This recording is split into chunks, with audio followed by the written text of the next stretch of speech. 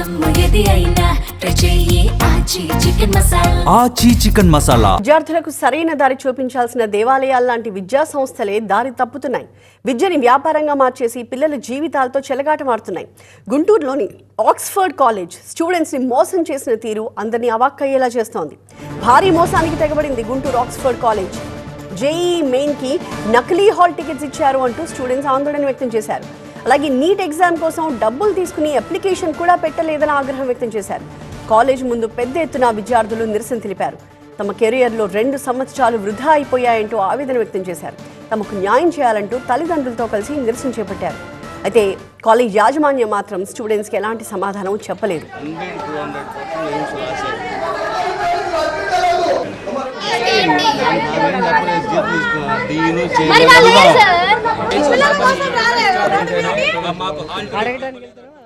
JEE main neat పరీక్షలకు హాజరయ్యేందుకు దరఖాస్తు చేయాలి అంటూ కొంతమంది విద్యార్థులు కళాశాలలోని డీన్ మురళీకృష్ణారెడ్డి వద్ద పీఏగా పనిచేస్తున్న మూర్తి అనే వ్యక్తికి 1000 రూపాయల చొప్పున చెల్లించారు.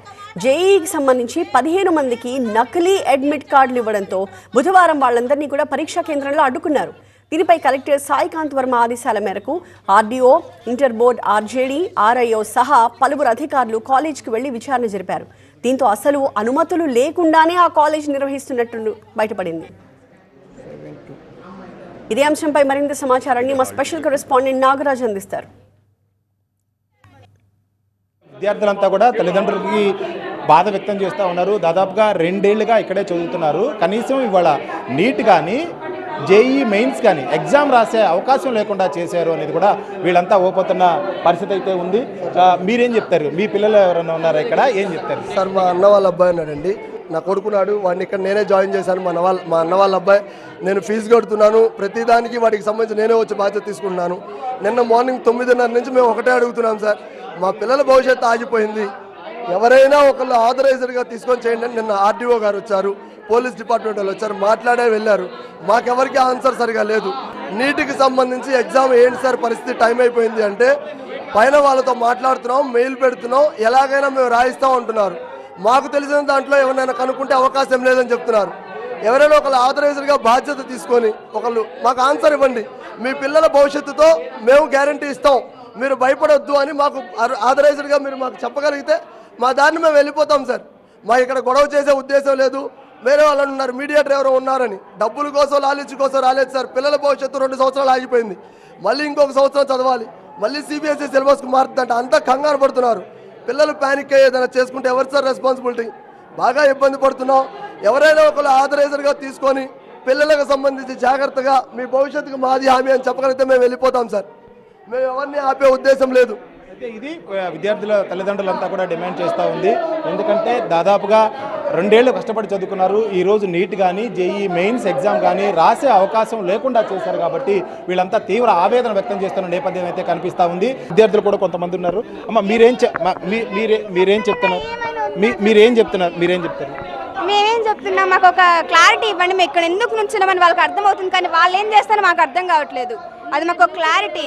మీరు ఆర్జేడీకి చెప్పారు, అదేవిధంగా ఆర్డీఓకి చెప్పాము, ఆర్ఐఓకి చెప్పాము, అందరికీ చెప్పాము. నేను పోలీస్ వాళ్ళు వచ్చి వాళ్ళకి చెప్పాము, వాళ్ళు మేము చూస్తామమ్మా అని వెళ్ళిపోయారు. మీ సమస్య ఏంటి ప్రధానంగా ఈ కాలేజీలో? జేఈ మెయిన్ రాయలేదు మేము. 2 ఇయర్స్ చదువు వేస్ట్ అయిపోయింది, మా లైఫ్ వేస్ట్ అయిపోయింది. మాకు ఫేక్ అడ్మిట్ కార్డ్ ఇచ్చారు, మేము చెక్ చేసుకోవడానికి. మాకు రేపు ఎగ్జామ్ అనగా ఇవాళ మాకు పెట్టారు, కాబట్టి మేము రాయలేకపోయాము. అక్కడికి వెళ్ళాక ఫేక్ అని చెప్పారు. ఎలా ఫేక్ అని ఎలా తెలిసింది? మీ పేరు ఎలా అంటే, నాకు ఇంకొక ఇద్దరికి సేమ్ రోల్ నెంబర్ ఉంది, సేమ్ ఆధార్ ఉంది, సేమ్ అప్లికేషన్ నెంబర్ ఉంది. అలా ఉంటే డమ్మీగా రాయడానికి కూడా ఛాన్స్ లేకుండా పోయింది. చూడొచ్చు, కాలేజీ తల్లిదండ్రులంతా కూడా ఇక్కడ కాలేజీలకు వచ్చి మాకు సమాధానం చెప్పాలంటూ కూడా ఇక్కడ ఘర్షణ వాతావరణం అయితే నెలకొంది. విద్యార్థులు తల్లిదండ్రులు కూడా చాలా పెద్ద ఎత్తున కూడా ఇక్కడ మాట్లాడుతున్న పరిస్థితిని మనం చూస్తూ ఉన్నాం. తల్లిదండ్రులు ఇక్కడ ఉన్న వాళ్ళతో కూడా ఘర్షణ వాతావరణం అయితే నెలకొంది ఉంది. ముఖ్యంగా వీళ్ళంతా ఒకటే డిమాండ్ చేస్తూ ఉన్నారు, మా పిల్లలకి భవిష్యత్తుకి భరోసా ఇవ్వండి, ఎవరైనా ఒక సిబ్బంది ఇక్కడికి రావాలని చెప్పి కూడా వచ్చి సమాధానం ఇవ్వాలని కూడా అడుగుతున్న నేపథ్యం అయితే చూస్తున్నాం. కానీ కాలేజీ యాజమాన్యం ఎవరు కూడా ప్రస్తుతం అందుబాటులో లేదు. నిన్నటికే ఇక్కడికి ఆర్జేడీ, అదేవిధంగా డిఈఓ లాంటి అధికారులంతా కూడా వచ్చారు. అదేవిధంగా ఏదైతే డేట్ ఈరోజు నీట్ అప్లికేషన్ పెట్టుకోవడానికి కూడా సమయం మించిపోయింది, కాబట్టి అప్లికేషన్ కూడా ఫార్వర్డ్ కాని పరిస్థితి అయితే ఇక్కడ నెలకొంది. ఈ నేపథ్యంలోనే ఎవరైనా ఒక రెస్పాన్సిబుల్ పర్సన్ కాలేజ్ దగ్గరకు వచ్చి సమాధానం చెప్పాలని వీరంతా కూడా డిమాండ్ చేస్తున్న నేపథ్యం అయితే మనకు కనిపిస్తూ ఉంది. అయితే అధికారులు ఈ విషయంలో ఎటువంటి చర్యలు తీసుకుంటారో వేచి చూడాల్సి ఉంది. ఇప్పటికే అనేక మంది విద్యార్థులు 2 ఏళ్ల పాటు చదువుకొని ఈరోజు ఎయిమ్స్, మెయిన్స్, అదేవిధంగా నీట్ 2 ఎగ్జామ్తో పాటు ఏపీ సెట్ కూడా రాసుకునే అవకాశం లేకుండా పోయిందన్న ఒక ఆందోళన అయితే విద్యార్థుల్లో కనిపిస్తూ ఉంది. అధికారులు ఏ విధంగా స్పందిస్తారు, వీళ్ళందరికీ కూడా ఏ విధంగా న్యాయం చేస్తారో వేచి చూడాల్సి ఉంది. కెమెరామెన్ నాగరాజుతో నాగరాజు, TV9 గుంటూరు.